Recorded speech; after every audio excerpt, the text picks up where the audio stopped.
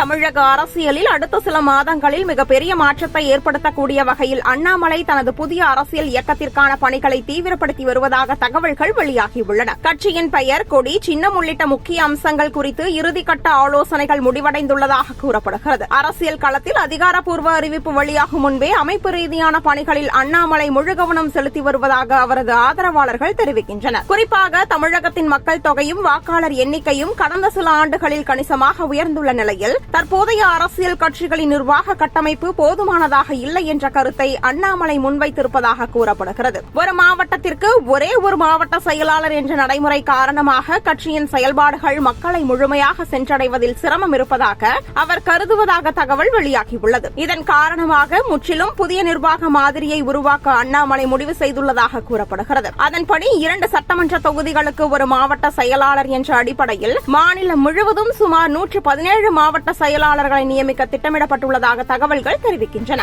இதன் மூலம் ஒவ்வொரு பகுதியிலும் நிர்வாகிகள் நேரடியாக மக்களுடன் தொடர்பில் இருந்து செயல்பட முடியும் என கணக்கிடப்பட்டுள்ளது. அது மட்டுமல்லாமல் 10 சட்டமன்ற தொகுதிகளுக்கு ஒரு மாநில நிர்வாகி என்ற முறையையும் அறிமுகப்படுத்த அண்ணாமலை ஆலோசித்து வருவதாக கூறப்படுகிறது. இதன் மூலம் மாநில தலைமையிலிருந்து வரும் திட்டங்கள் வேகமாக கீழ்மட்ட அமைப்புகளுக்கு சென்றடையவும் பொதுமக்களின் கருத்துக்கள் நேரடியாக தலைமைக்கு திரும்பி வரவும் வழிவகுக்கும் என எதிர்பார்க்கப்படுகிறது. இளைஞர்கள், பெண்கள், தொழில் முனைவோர், விவசாயிகள், அரசு ஊழியர்கள், முன்னாள் ராணுவத்தினர் என ஒவ்வொரு சமூக பிரிவுக்கும் தனித்தனி நிர்வாக அமைப்புகளை உருவாக்க வேண்டும் என்பதிலும் அண்ணாமலை கவனம் செலுத்தி வருவதாக தகவல்கள் வெளியாகியுள்ளன. தேர்தல் நேரத்தில் மட்டும் செயல்படும் கட்சியாக அல்லாமல் ஆண்டு முழுவதும் மக்களுடன் இணைந்து இயங்கும் அரசியல் இயக்கமாக உருவாக்க வேண்டும் என்பதே அவரது நோக்கம் என கூறப்படுகிறது. மேலும் தொழில்நுட்ப பயன்பாட்டிற்கும் அதிக முக்கியத்துவம் வழங்கப்பட உள்ளதாக தகவல். ஒவ்வொரு நிர்வாகியின் செயல்பாடுகளும் கண்காணிக்கப்படும் வகையில் டிஜிட்டல் நிர்வாக அமைப்பை உருவாக்கும் திட்டமும் பரிசீலனையில் இருப்பதாக கூறப்படுகிறது. இதன் மூலம் கட்சியின் வளர்ச்சி மற்றும் உறுப்பினர் சேர்க்கை தொடர்பான விவரங்களை நேரடியாக தலைமை கண்காணிக்க முடியும் என்ற தகவல்கள் தெரிவிக்கின்றன.